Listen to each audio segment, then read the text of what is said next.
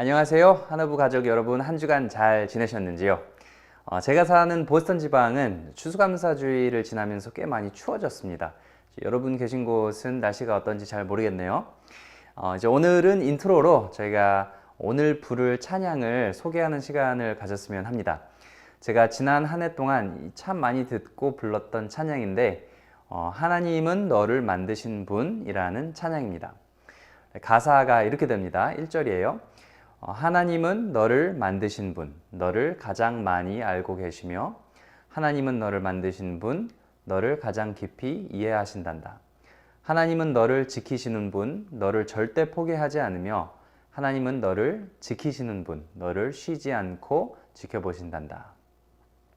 저는 이 세상에 저를 가장 잘 알고 있는 사람을 한 명 꼽으라면 아마 제 아내를 꼽을 것 같아요. 결혼한 지 이제 3년 반 정도밖에 되지 않았지만 그래도 제가 저녁으로 뭘 먹고 싶은지 제 눈빛만 보고도 알아맞춥니다. 이제 3년 같이 살고도 이 정도면 저를 만드신 하나님은 저를 얼마나 더 잘 알고 이해하실까, 나를 얼마나 더 잘 알고 이해하실까, 이런 생각을 가끔씩 합니다. 그런데 이게 좋은 걸까요? 안 좋은 걸까요? 이제 누군가 내 마음을, 내 내면을 손바닥 보듯 뻔하게 알고 있다? 좋은 것 같으면서도 다른 한편으로는 좀 무섭기도 합니다. 부담스럽기도 하고요.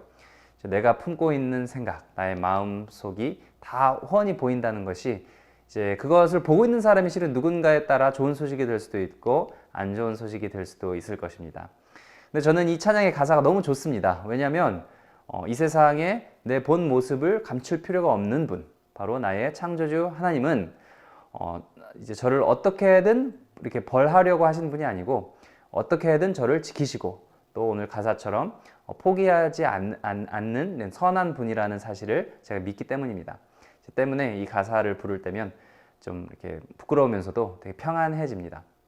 이제 다른 사람 앞에서는 이제 가진 폼이라는 폼은 다 잡고 뭐 있는 척, 아는 척, 해본 척, 척이란 척은 다 하지만 이제 하나님 앞에서는 그러한 노력을 전혀 안 해도 이제 하나님께서 뻔히 제 삶을 이제 제 속을 다 아신다는 사실이 저로 하여금 이제 어깨에 힘을 좀 쫙 빼고 드디어 제 본 모습을 이제 드러내게 하는 것 같아요.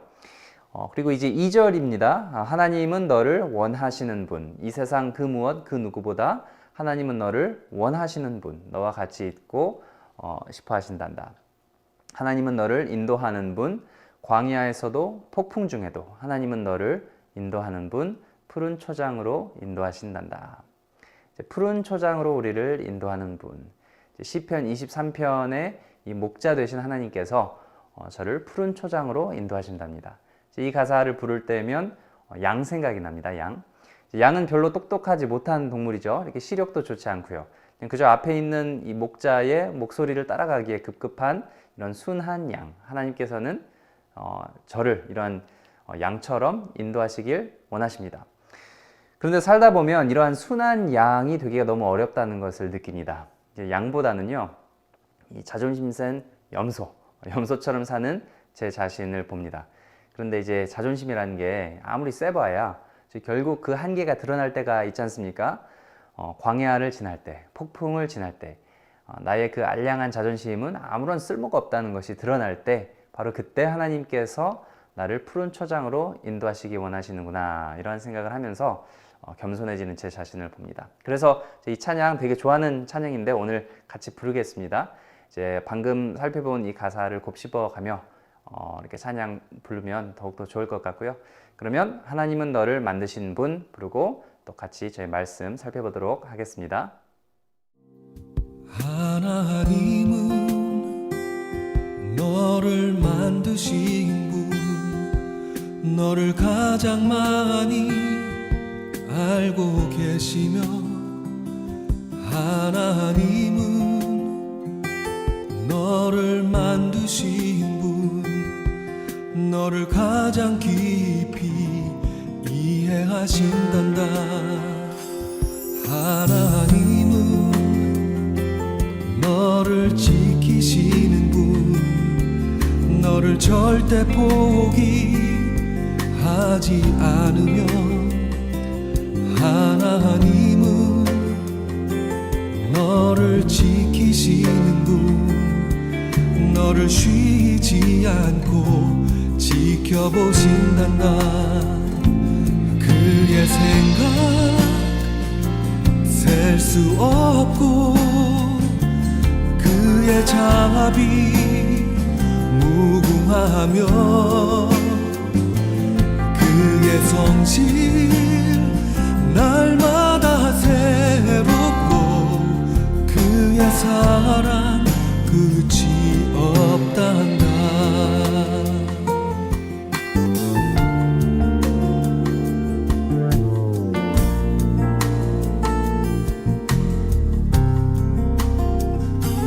하나님은 너를 원하시는 분, 이 세상 그 무엇 그 누구보다 하나님은 너를 원하시는 분, 너와 같이 있고 싶어 하신단다. 하나님은 너를 인도하는 분, 광야에서도 폭풍 중에도 하나님은 너를 인도하는 분, 푸른 초장으로 인도하신단다. 그의 생각 셀 수 없고 그의 자비 무궁하며 그의 성실 날마다 새롭고 그의 사랑 끝이 없단다.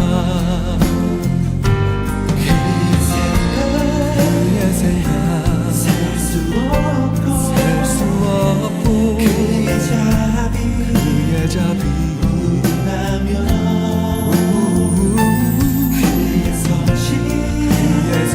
날마다 새롭고 그의 사랑 끝이 없단다. 그의 생각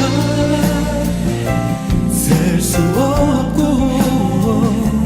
그의 자비 무궁하며 그의 성실 날마다 새롭고 그의 사랑 끝이 없단다. 그의 사랑 끝이 없단다.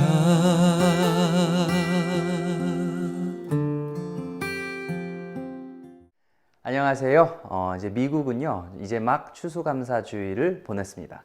이제 오늘 저희가 계속해서 살펴볼 본문 누가복음 7장 1절에서 10절은요, 또 마침 감사라는 주제와 딱 맞물려 있어서 저희가 말씀 준비하면서 은혜가 많이 되었습니다. 이제 여러분은 어떠세요? 평소에 얼마나 감사함을 느끼십니까? 저는 평소에 자주 감사하지 못하는 것 같아요. 이제 꼭 이맘때 이제 한 해를 마치면서 이제 지난 해를 되돌아볼 때야 비로소 하나님께서 올 한 해도 나를 이렇게 인도하셨구나, 축복하셨구나 라는 것을 느끼곤 합니다. 그러면서 깨달은 것 중에 하나는 이건 것 같아요. 가장 감사한 마음이 들 때는 언제냐면 내가 마땅히 얻고 누려야 할 만한 것이 아니지만 그래도 그것이 내게 주어졌을 때, 그러면 그게 아무리 작은 거라도 그 감사한 마음은 정말 많이 드는 것 같아요. 그러니까 예를 들면 이런 거겠죠. 제가 올 여름에 제 아내와 한국에 잠깐 들를 일이 있었습니다. 이제 보스턴에서 인천공항까지는 이제 장거리 여행인데다가 또 당시에 제 아내가 임신 16주째여서 생전 처음으로 신용카드 포인트란 다 끌어모아서 이제 비즈니스석을 끊어줬어요. 그리고 이제 저는 일반석을 끊었죠. 그런데 아니 웬걸 비행기 탑승하기 직전에 이제 제 핸드폰 앱 화면을 보니까 제 좌석이 바뀌어 있는 거예요. 비즈니스석으로. 그래가지고 이 말로만 듣던 일이 나에게도 일어나는구나. 하나님 감사합니다 하면서 이제 즐거운 마음으로 비행기에 탑승했던 기억이 납니다. 이제 되게 좋았어요. 이제 의자도 편하고 누울 수도 있고 이제 다 좋았는데, 그런데 가장 기억에 남는 것은 한 대여섯 시간 비행을 했나? 하다 보니까 그 승무원이 묻는 거예요. 혹시 라면 먹고 싶냐고. 그래서 아니 무슨 라면 비행기에서 라면도 끓여줍니까? 하고 이제 물어봤어요. 그러니까 끓여준대요. 그래서 당연히 예 그랬죠.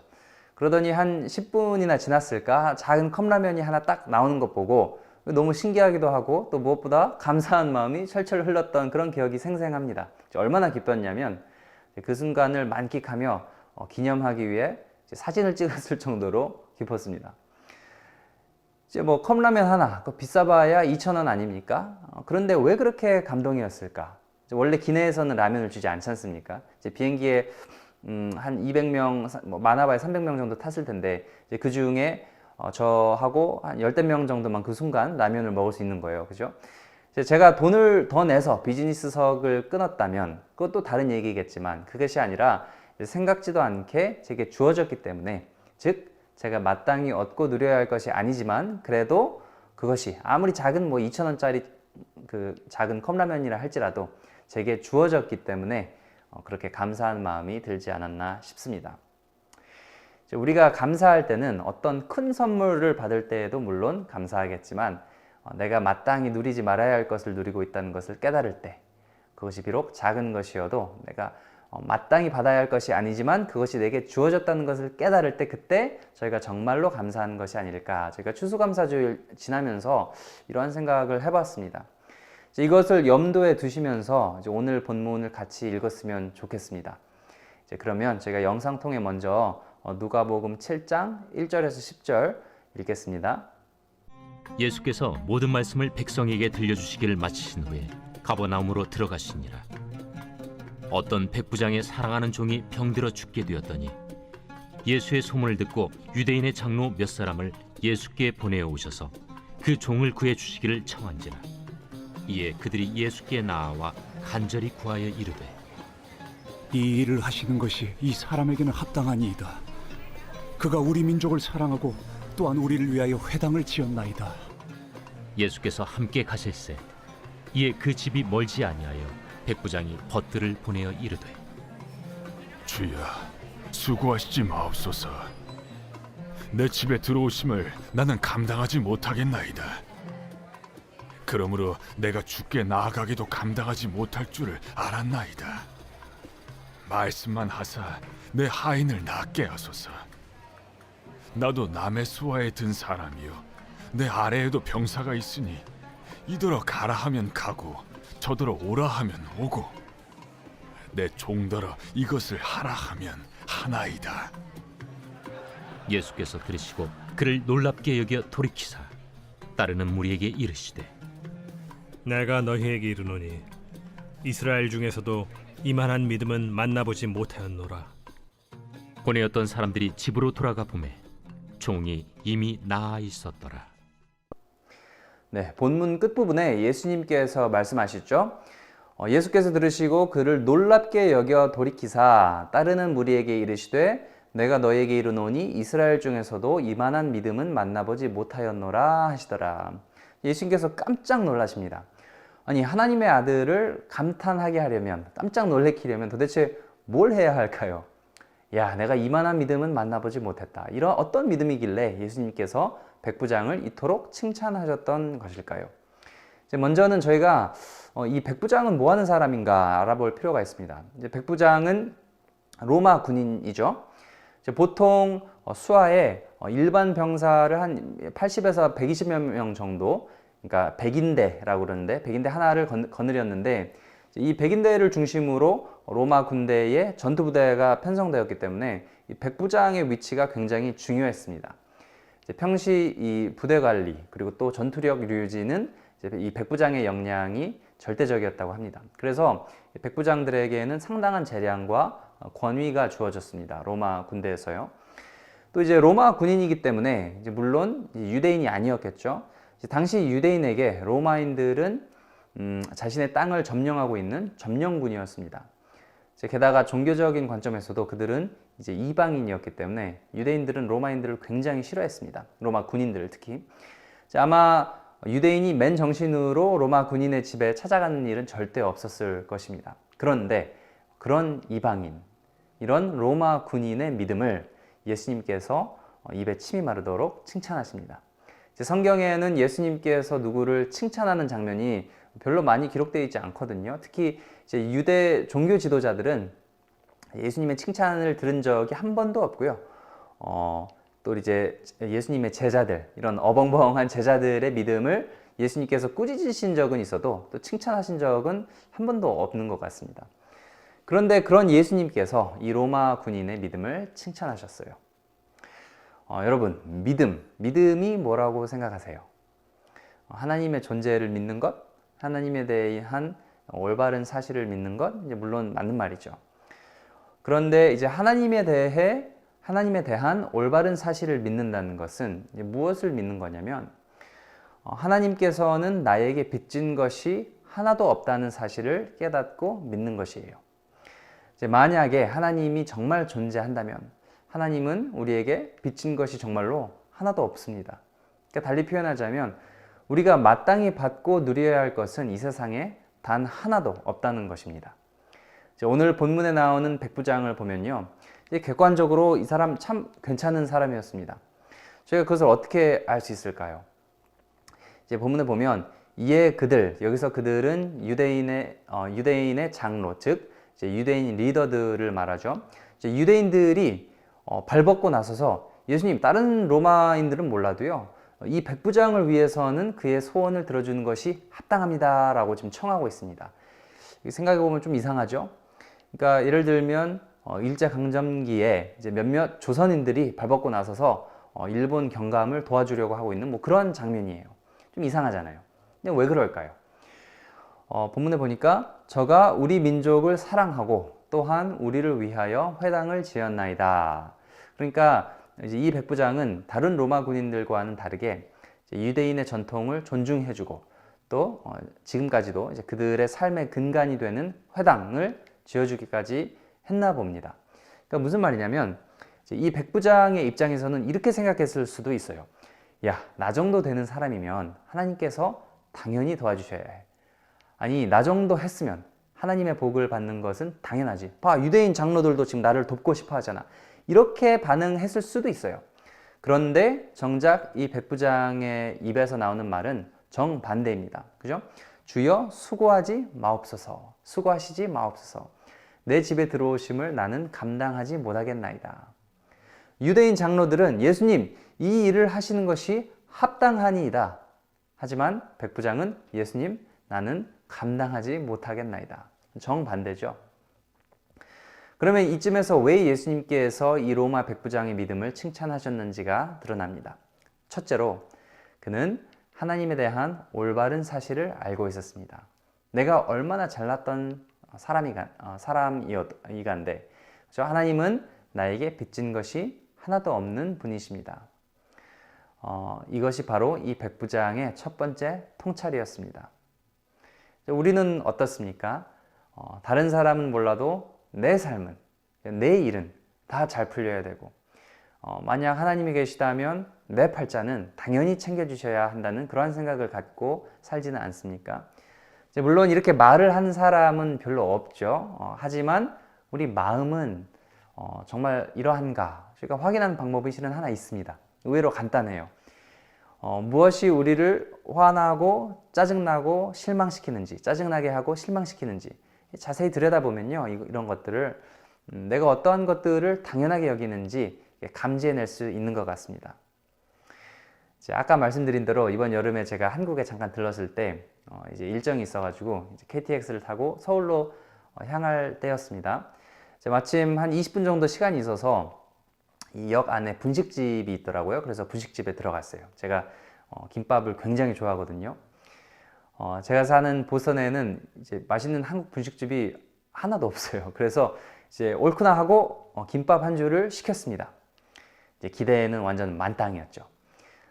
그래서 이제 드디어 제대로 된 한국 김밥을 먹어보는구나. 그런데 김밥이 딱 나왔는데 정말 과장 조금만 해서요, 나온 김밥이 이렇게 생긴 거예요. 그래서 한 입 딱 먹었는데, 야, 쉰 단무지 냄새 있잖아요. 정말 어쩐지 그 손님이 이래서 없었구나. 울고 싶었습니다.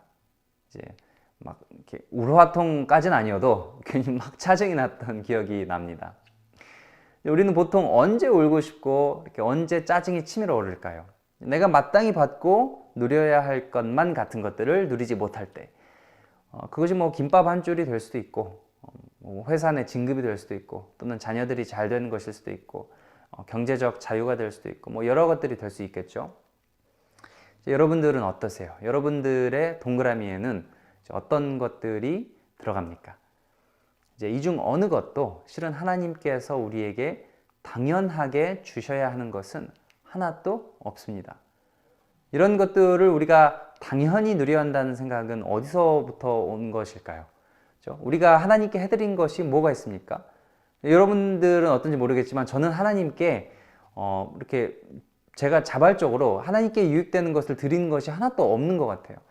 이 세상에서 아무리 잘나고 똑똑한 사람도 당연하게 하나님께 무언가를 받고 누려야 할 만한 것은 뭐 그렇게 여길 수 있는 것들은 하나도 없는 것 같습니다. 이제 오늘 하루 숨 쉬며 살아가는 것만도 내가 잘나서가 아닌 것처럼 말이죠. 오늘 본문에 나온 백부장은 이토록 자신의 위치를 제대로 알고 있었습니다. 그런데요, 이제 여기서 끝나지 않습니다. 예수님께서 이 백부장의 믿음을 칭찬하신 두 번째 이유가 있습니다. 그죠? 그러니까 첫째는 하나님께서 자신에게 빚지신 것이 하나도 없다는 사실을 알았다는 것이고, 둘째는 그래도 예수님은 선하고 자비로우신 분이라는 것을 믿었다는 데에 있습니다. 자신이 비록 로마 군인, 이방인이라 할지라도 예수님께서는 나를 저버리지 않으실 것이다. 예수님은 다른 사람이면 몰라도 예수님은 마땅히 복을 받아야 할 사람에게만 도움을 주시지 않고 나같이 아무런 자격도 없는 사람에게도 선을 베푸시는 분이다. 이 사실을 믿었던 것 같습니다. 저희도 마찬가지인데요. 이것이 정말 어렵습니다. 비록 우리는 하나님께 당당히 요구할 만한 것이 하나도 없지만서도 하나님은 또 다른 사실 하나를 우리가 믿기를 원하십니다. 바로 신실하신 하나님께서 우리를 도와주고 또 우리와 함께하고 싶어 하신다는 사실을요.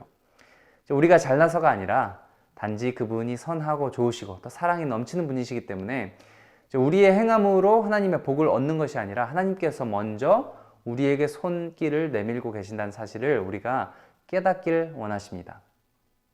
셋째로요, 이 백부장의 믿음이 대단했던 데에는 그가 예수님에 대해서 믿고 있었던 또 다른 한 가지 믿음 때문이었습니다. 그것은 바로 예수님께서 선하신 분일 뿐만 아니라 바로 말 한마디에 그의 하인을 낫게 할 능력 또한 있다는 것을 믿었기 때문입니다. 주여 수고하지 마옵소서, 말씀만 하사 내 하인을 낫게 하소서. 그러니까 무슨 말을 지금 하고 있는 거죠? 이 사람이 나는 당신이 누구인지 알고 있습니다. 자, 말 한마디면 족합니다. 나는 군인이기 때문에 말 한마디의 힘을 잘 알고 있습니다. 내 말 한마디면 병사 100명이 움직입니다. 하지만 내가 할 수 없는 것을 당신은 할 수 있다는 것을 나는 믿습니다. 왜냐하면 당신의 권위와 능력은 이 세상의 것이 아니기 때문입니다. 그러니까 내 집까지 안 오셔도 됩니다. 말만 하시옵소서. 지금 이 말을 하고 있는 거죠, 백부장이. 예수님께서 비록 겉모습은 가난한 목수의 아들, 평범한 사람의 모습을 하고 있었지만 자신의 능력을 알아봐 준 이 백부장의 믿음을 최고로 여기셨습니다. 많은 사람들이요, 하나님 믿는다고 합니다. 그런데 그 중에 정말로 하나님의 능력, 하나님이 얼마나 힘이 세신 분인지 그것을 깨닫고 그에 맞게 행동하는 사람들이 얼마나 될까요? 여러분, 저와 같은 인간 중에 이 세상에서 힘이 가장 센 사람이 누굴까요? 이제 이 질문을 하면 많은 사람들이 아마 미국의 대통령이라고 생각을 할 것입니다. 어떻게 보면 맞는 말이죠. 왜냐하면 혹시 이제 핵가방이라는 단어를 들어보셨나요? 영어로는 이제 nuclear football이라는 별칭으로 불리는 물건인데 이렇게 생겼습니다. 그냥 평범한 가죽 가방처럼 생겼죠. 근데 이제 이 가방은 이제 미국 대통령이 출두하는 곳에는 항상 따라다니게 돼 있는 물건입니다. 이제 미국의 이제 영광급 장교들이 이제 교대로 24시간 들고 다닙니다. 근데 이제 이 안에는 어마무시한 내용물이 들어 있습니다. 뭐가 들어 있냐면 미국 대통령이 미국 전역에 설치된 900몇 개의 이제 핵무기를 발사시킬 수 있는 이제 원격 이 제어 시스템이 바로 이 nuclear football, 핵가방 안에 들어 있습니다. 이제 내용물을 조금 더 자세히 들여다보면요. 이제 먼저는 이제 Black Book, 이제 검은 책이라는 책자가 들어 있어요. 제가 식당 가면 오늘은 뭐 먹을까 이렇게 메뉴판을 주지 않습니까? 이제 이 검은 책자는 어떠한 핵무기를 발사시킬 것인지에 대한 이런 옵션, 그러니까 매뉴얼 같은 것입니다. 이제 대통령이 먼저 이 메뉴를 보고 이렇게 고릅니다. 이제 그 다음에는 이제 비스킷이라는 보안 카드가 있는데 이제 이게 굉장히 중요합니다. 이 카드에 적힌 인증 코드를 이제 무선 통신으로 이제 대통령이 국방장관에게 육성으로 전달을 해야 됩니다. 왜냐면 이제 이게 정말로 미국 대통령이 내린 지시인지 아닌지 이제 국방장관이 이제 알아야 되기 때문에 이제 이러한 인증 시스템을 갖춰놨습니다. 이제 해서 대통령이 이제 한자 한자 이 인증 코드를 읽어내고 이제 이것이 확인이 되면 그러면 이제 정말 이 말 한마디로 인류를 초토화시킬 수 있는 이제 핵무기 900몇 개를 이제 발사시킬 수 있게 됩니다. 영화에서는 보통 핵무기가 한번 발사되면 이제 마지막에 극적으로 이것을 자폭시키거나 이제 되물릴 수 있는데 영화에서는요. 근데 실제로는 이제 핵무기가 한번 발사되면 이걸 절대로 되돌릴 수 없다고 합니다. 이제 그 인증 코드 이 말 한마디가 떨어지면요. 이제 어마어마한 위력의 핵무기가 터지게 되는 것이죠. 이제 막을 수가 없습니다. 이제 말 한마디의 위력이죠. 말 한마디의 위력. 예수님께서 말씀하시는 말 한마디의 위력을 알아주는 사람이 별로 없었습니다. 말 한마디로 이 세상을 창조하신 하나님, 태초에 말씀이 계셨느니라. 바로 이 예수님의 말씀에도 어마어마한 위력이 있었습니다.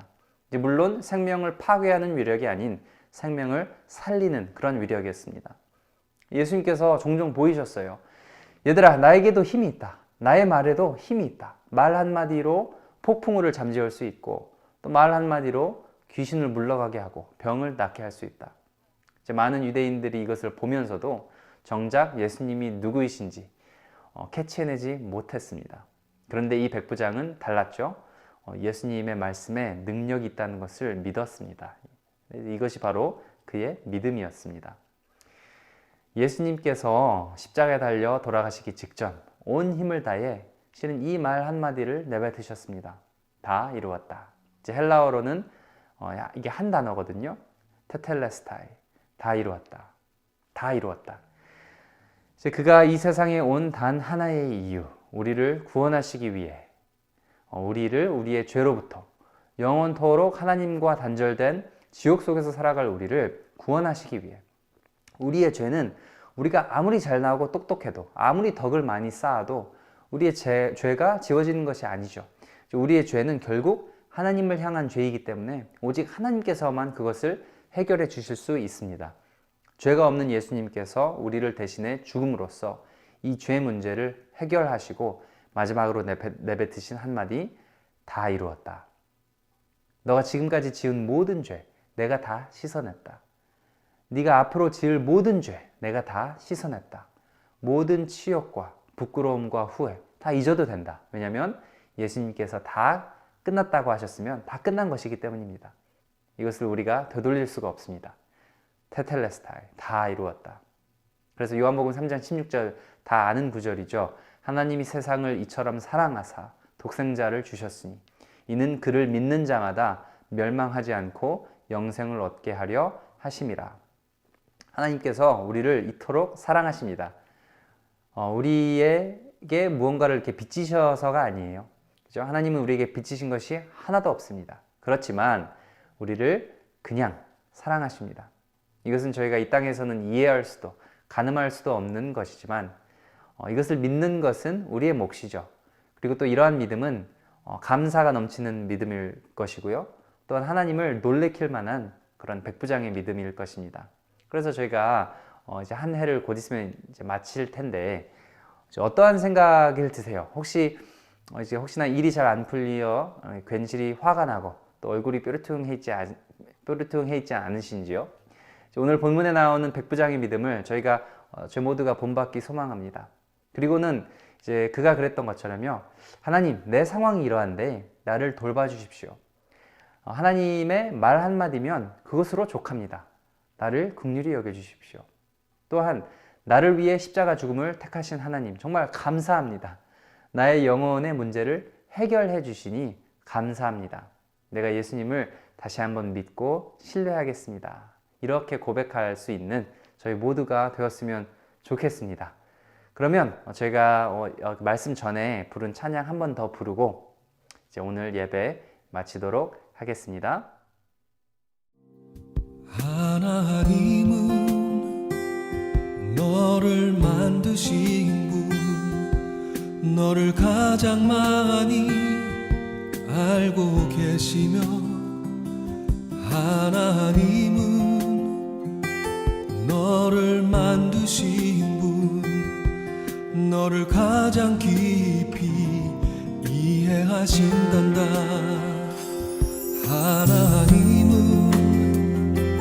너를 지키시는 분, 너를 절대 포기하지 않으며, 하나님은 너를 지키시는 분, 너를 쉬지 않고 지켜보신단다.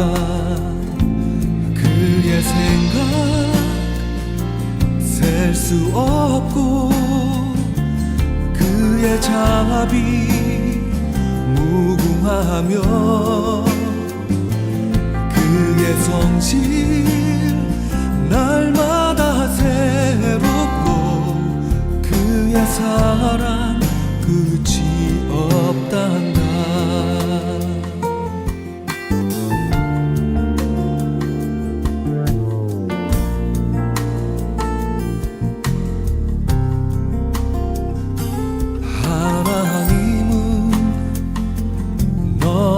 원하시는 분, 이 세상 그 무엇 그 누구보다 하나님은 너를 원하시는 분, 너와 같이 있고 싶어 하신단다.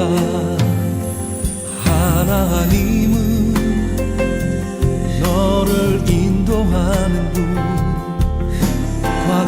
광야에서도 폭풍 중에도 하나님은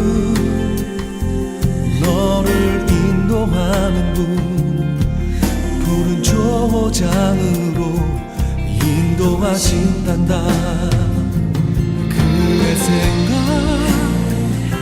셀 수 없고, 그의 자비 무궁하며, 그의 성실 날마다 새롭고, 그의 사랑 끝이 없단다. 그의 생각 셀 수 없고, 그의 자비 무궁하며,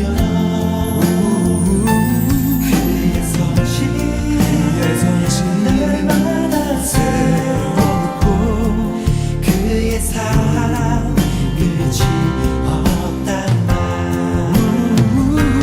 그의 생각 셀 수 없고, 그의 자비 무궁하며, 그의 성실 날마다 새롭고, 그의 사랑 끝이 없단다.